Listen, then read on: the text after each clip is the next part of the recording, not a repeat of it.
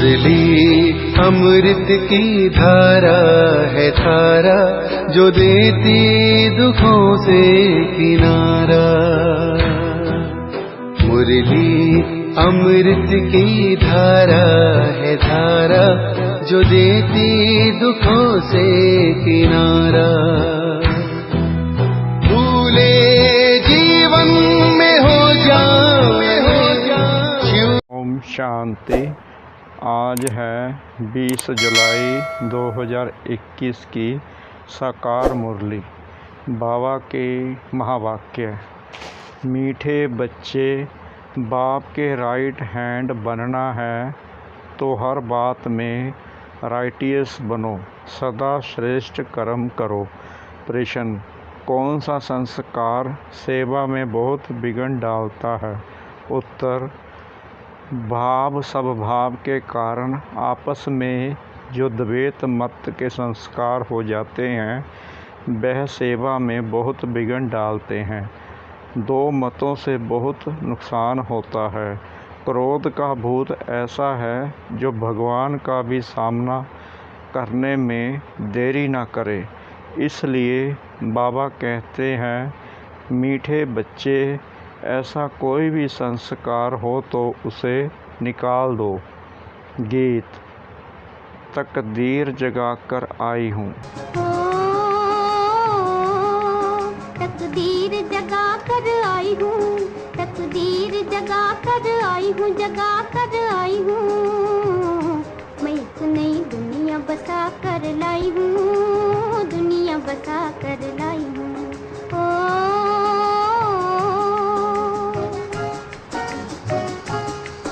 तकदीर जगा कर। ओम शांति।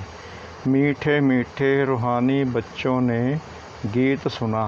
रूहानी बच्चों अर्थात शिव बाबा जो सुप्रीम रूह है, उनके बच्चों आत्माओं ने शरीर रूपी कर्मेंद्रियों द्वारा गीत सुना। अब तो बच्चों को आत्म अभिमानी बनना है। बहुत मेहनत भी है। घड़ी घड़ी अपने को आत्मा समझ बाप को याद करना है। यह है गुप्त मेहनत।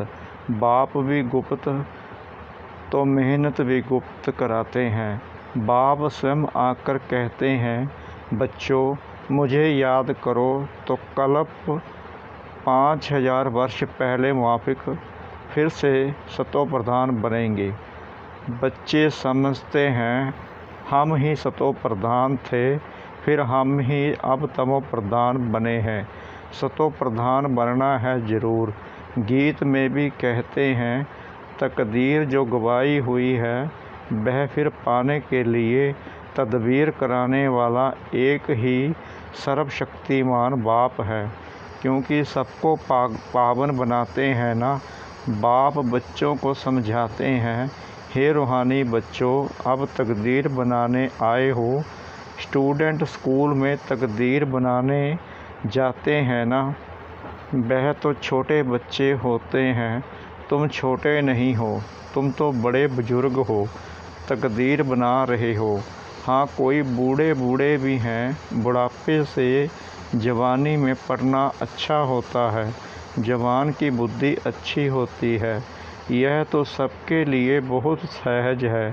तुम्हारा शरीर तो बड़ा है ना, यह बेबी है, इतना नहीं समझ सकेंगे क्योंकि ऑर्गन्स छोटे हैं। स्तुति निंदा दुख सुख इन बातों को तुम समझ सकते हो। आत्मा तो बिंदी है, शरीर बढ़ता रहता है। आत्मा तो एक रस ही होती है, कभी घटती बढ़ती नहीं।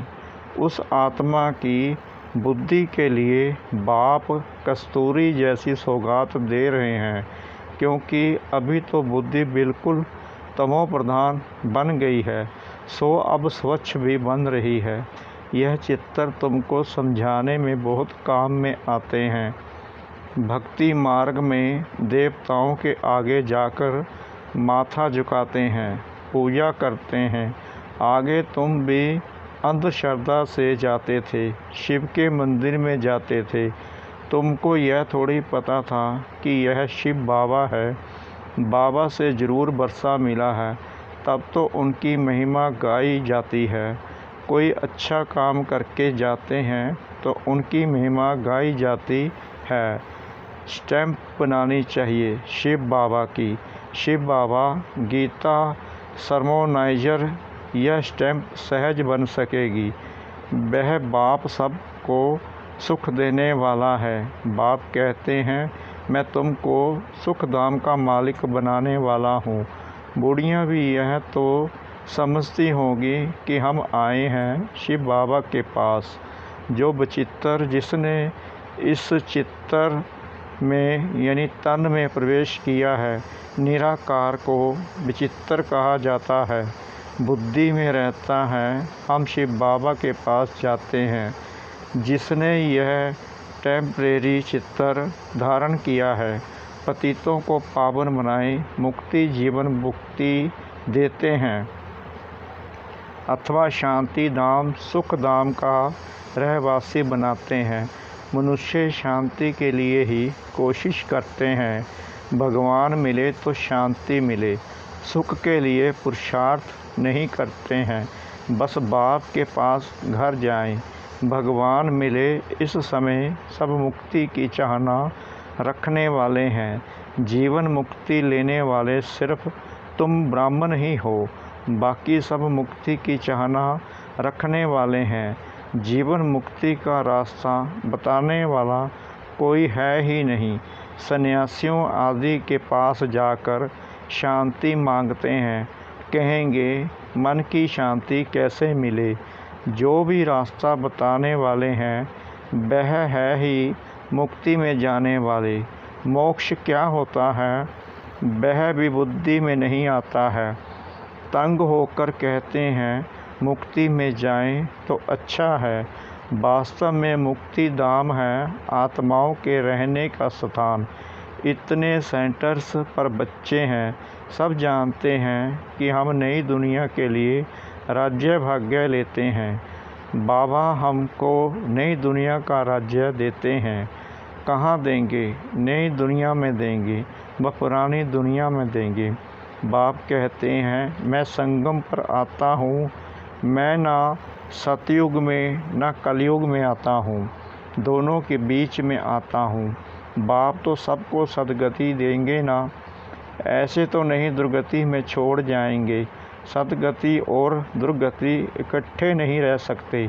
बच्चे जानते हैं यह पुरानी दुनिया विनाश होनी है, इसलिए इनसे प्यार नहीं रखना है। बुद्धि कहती है बरोबर अभी हम संगम युग पर हैं, यह दुनिया बदलने वाली है। अब बाप आया हुआ है। बाप कहते हैं मैं कल्प कल्प संगम पर आता हूँ, तुमको दुख से छुड़ाए हरि के द्वार ले जाता हूँ। यह ज्ञान की बात है। हरि द्वार कृष्ण का द्वार अर्थात कृष्णपुरी को कहा जाता है। अच्छा, उनके पीछे फिर लक्ष्मण झूला लगा दिया है। पहले हरिद्वार आएगा, सतयुग को हरिद्वार कहा जाता है। फिर राम लक्ष्मण आदि दिखाते हैं। वह बात कोई है नहीं, वह तो बनाई हुई बात है। राम को कितने भाई दे दिए हैं? 4 भाई तो होते नहीं, 4 8 भाई तो यहाँ होते हैं। एक तरफ ईश्वरीय संतान, दूसरे तरफ है आसुरी संतान। अभी तुम जानते हो शिव बाबा ब्रह्मा तन में आए हैं। शिव बाबा है ब्रह्मा है दादा, प्रजापिता है। वह आत्माओं का पिता तो अनादि है। इस समय ब्राह्मणों को रचते हैं। ऐसे नहीं कि शिव बाबा शालिग्राम को रचते हैं, नहीं, शालिग्राम तो अविनाशी है ही है। सिर्फ बाप आकर पवित्र बनाते हैं। जब तक आत्मा पवित्र नहीं बनी है तब तक शरीर कैसे पवित्र बन सकता है। हम आत्माएं पवित्र थी तो सतो प्रधान थी, अभी अपवित्र तमो प्रधान है, फिर सतो प्रधान कैसे बने? यह तो सहज समझ की बात है। तुम इस समय खाद पड़ने से पतित तमो प्रधान हो गए हो, अब फिर सतो प्रधान बनना है। हिसाब किताब चुकतू कर सब शांति धाम व सुख धाम में आएंगे। आत्माएं निराकारी घर में कैसे आती हैं, उसकी यादगार भी क्रिश्चियन लोग झाड़ में बल्लभ लगाकर मनाते हैं। तुम जानते हो यह सभी धर्मों की अलग अलग शाखाएं हैं। वहाँ से आत्माएं कैसे नंबरवार नीचे उतरती हैं, यह नॉलेज तुमको मिल गई है। हम आत्माओं का घर शांति धाम है, अभी है संगम। वहाँ से सब आत्माएं आ जाएंगी, फिर सब जाएंगे। प्रलय तो होने की नहीं है। तुम जानते हो हम बाबा से तकदीर बनाने फिर से सब राज्य लेने आए हैं। यह कोई सिर्फ कहने मात्र नहीं है, याद से ही वर्षा मिलेगा।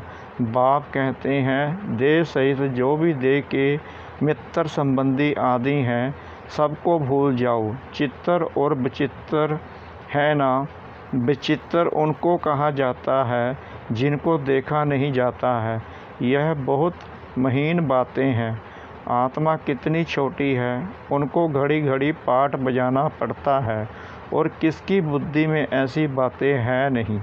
पहले पहले तो यह बुद्धि में बिठाना है कि हम आत्मा हैं, वह हमारा बाप है, उनको ही पतित पावन हे भगवान कह याद करते हैं। दूसरी कोई जगने की दरकार नहीं है तो याद भी एक को करना चाहिए ना।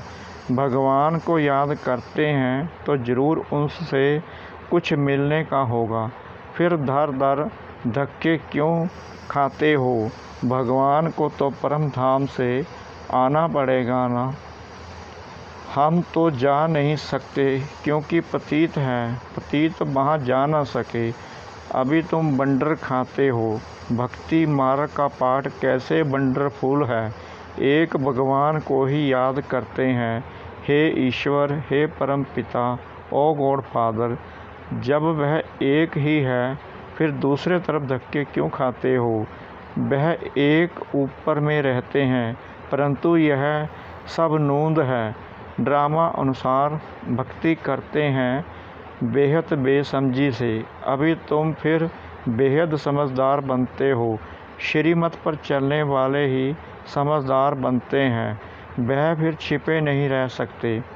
वह सदैव श्रेष्ठाचारी काम ही करेंगे। बाप कहते हैं हम दुख हरता सुख करता है तो बच्चों को भी कितना मीठा बनना चाहिए, बाप का राइट हैंड बनना चाहिए। ऐसे बच्चे ही बाप को प्रिय लगते हैं। राइट हैंड है ना, तुमको मालूम है लेफ्ट हाथ से इतना काम नहीं कर सकते हैं क्योंकि राइट हाथ राइटियस काम करते हैं, इसलिए इस राइट हाथ को ही शुभ काम में लगाते हैं। पूजा हमेशा राइट हैंड से करते हैं। बाप कहते हैं हर बात में राइटियस बनो। बाप मिला है तो खुशी होनी चाहिए। बाप कहते हैं माम एकम याद करो तो फिर अंतमति सो गति हो जाएगी। मत और गत व गति करने की मत एक ही है। गाया भी जाता है ईश्वर की गत मत ईश्वर ही जाने। पतित पावन वही हैं, वह जानते हैं मैं मनुष्यों को पावन बनाए दुर्गति से सदगति में कैसे ले जाऊंगा। भक्ति मार्ग में कितनी मेहनत करते हैं परंतु सदगति होती नहीं, फल कुछ भी नहीं मिलता। सदगति देने वाला तो एक ही बाप है। भक्ति में जो जिस भावना से पूजा करते हैं उनको वह फल देने वाला मैं ही हूँ। वह भी ड्रामा में नूंद है, उनको आपे मिल जाता है अपने पुरुषार्थ से। अब पवित्र भी अपने पुरुषार्थ से बच्चों को बनना है। बाप कहते हैं मीठे मीठे बाप को याद करो, वही सर्वशक्तिमान ऑलमाइटी अथॉरिटी कितना अच्छा बनाते हैं। तुम सब कुछ जान चुके हो फिर बाप से वर्षा ले रहे हो। रचयिता और रचना की नॉलेज तुम्हारी बुद्धि में है। तुम जानते हो यह नॉलेज हमारे में नहीं थी। यज्ञ तप आदि करना, शास्त्र आदि सुनना, यह है शास्त्रों की नॉलेज। उनको भक्ति कहा जाता है। उसमें एम ऑब्जेक्ट कुछ है नहीं। पढ़ाई में एम ऑब्जेक्ट रहती है, कोई ना कोई प्रकार की नॉलेज होती है। हमको पतित से पावन बनने की नॉलेज पतित पावन बाप ने दी है। सृष्टि के आदि मध्य अंत की नॉलेज बाप ने दी है। यह सृष्टि चक्कर कैसे फिरता है, इसमें सभी एक्टर्स पाठधारी हैं। यह अनादि नाटक बना हुआ है। यह बेहद की नॉलेज तो ज़रूर होनी चाहिए। तुम बच्चे जानते हो, अभी हम घोर अंधियारे से निकल घोर सोजरे में जा रहे हैं। तुम अभी देवता बन रहे हो। यह भी समझाना है कि आदि सनातन तो देवी देवता धर्म है, जिसे हिंदू धर्म कह दिया है। धीरे धीरे यह बात भी समझ जाएंगे। बच्चों को खड़ा होना चाहिए। इसमें तो ढेर बच्चे चाहिए। दिल्ली में कॉन्फ्रेंस करनी पड़े। परिस्थान भी दिल्ली को कहा जाता है। यही जमुना का कंठा था। दिल्ली कैपिटल है। बहुतों को हाथ आई है। देवताओं की कैपिटल भी यह थी। दिल्ली में बहुत बड़ी कॉन्फ्रेंस होनी चाहिए, परंतु माया ऐसी है जो करने नहीं देती, विघ्न बहुत डालती है। आजकल भाव स्वभाव भी बहुत हो गए हैं ना। बच्चों को आपस में मिलकर सर्विस में लगना है। वे लोग भी आपस में नहीं मिलते हैं तो रजाई ही उड़ जाती है। दो पार्टी हो जाती है तो प्रेसिडेंट को भी उड़ा देते हैं। द्वैत मत बड़ा नुकसान करती है। फिर भगवान का भी सामना करने में देरी नहीं करते हैं। नुकसान भी बहुत पाते हैं। क्रोध का भूत आ जाता है तो फिर बात मत पूछो। इसलिए बाबा कहते हैं, गुड़ जाने गुड़ की गोदरी जाने, यानी गुड़ जाने गुड़ की गोदरी जाने। बाप बच्चों को सृष्टि के आदि मध्य अंत का नॉलेज सुना रहे हैं। अब कोई धारणा करे व ना करे, वह है पुरुषार्थ पर मदार। ऐसे नहीं कोई पर बाबा आशीर्वाद व कृपा करेंगे। इसमें कृपा आदि मांगने की बात नहीं। प्रेरणा से अगर योग और ज्ञान सिखलाना होता, फिर तो बाप कहते हैं, मैं इस गंदी दुनिया में आता क्यों। प्रेरणा, आशीर्वाद, यह सब भक्ति मार्ग के अक्षर हैं। इसमें पुरुषार्थ करना होता है, प्रेरणा की बात नहीं। तुमको 3 इंजन मिली हैं इकट्ठी। वहाँ तो बाप अलग, टीचर अलग मिलता है, गुरु पिछाड़ी में मिलता है। यहाँ तो यह तीनों ही इकट्ठे हैं। बाप कहते हैं, मैं तुमको पूज्य बनाता हूँ, तुम फिर पुजारी बन जाएंगे। बड़ा युक्ति से समझाना है, ऐसा ना हो कोई बेहोश हो जाए। पहले पहले मुख्य है दो बाप की बात। भगवान बाप हैं। उनका जन्म शिव जयंती भी यहाँ मनाते हैं। ज़रूर स्वर्ग का मालिक बनाते होंगे। भारत में ही स्वर्ग था। अभी नरक के विनाश लिए महाभारत लड़ाई खड़ी है। ज़रूर बाप नई दुनिया की स्थापना कराने वाला भी है। बाप की श्रीमत पर ही हम कहते हैं कि भारत को हम पावन बनाकर ही छोड़ेंगे। अच्छा, मीठे मीठे सिखला दे बच्चों प्रति माता पिता बाप दादा का याद प्यार और गुड मॉर्निंग। रूहानी बाप की रूहानी बच्चों को नमस्ते। हम रूहानी बच्चों की रूहानी बाप दादा को श्रद्धा भरी प्रेम भरी नमस्ते। शुक्रिया बाबा, शुक्रिया बाबा, शुक्रिया बाबा इस मीठी मुरली के लिए। धारणा के लिए मुख्य सार। नंबर 1, जैसे बाप दुख हरता सुख करता है, ऐसे बाप समान बनना है। बहुत मीठा बनना है। सदा शुभ काम करके राइट हैंड बन जाना है। नंबर 2, कभी दो मतें नहीं बनानी है। भाव स्वभाव में आकर 1-2 का सामना नहीं करना है। क्रोध का भूत निकाल देना है। वरदान। फरियाद को याद में परिवर्तन करने वाले सत्य और निरंतर योगी भव। संगम युग की विशेषता है अभी अभी पुरुषार्थ, अभी अभी प्रत्यक्ष फल, अभी स्मृति स्वरूप, अभी प्राप्ति का अनुभव। भविष्य की गारंटी तो है ही, लेकिन भविष्य से श्रेष्ठ भाग्य अभी का है। इस भाग्य के नशे में रहो तो सत्य याद रहेगी। जहाँ याद है वहाँ फरियाद नहीं। क्या करें कैसे करें यह होता नहीं है। थोड़ी मदद दे दो, यह है फरियाद। तो फरियाद को छोड़कर सत्य योगी निरंतर योगी बनो। स्लोगन: जो स्वयं को मेहमान समझकर चलते हैं वही महान स्थिति का अनुभव करते हैं। जो स्वयं को मेहमान समझकर चलते हैं वही महान स्थिति का अनुभव करते हैं। ओम शांति।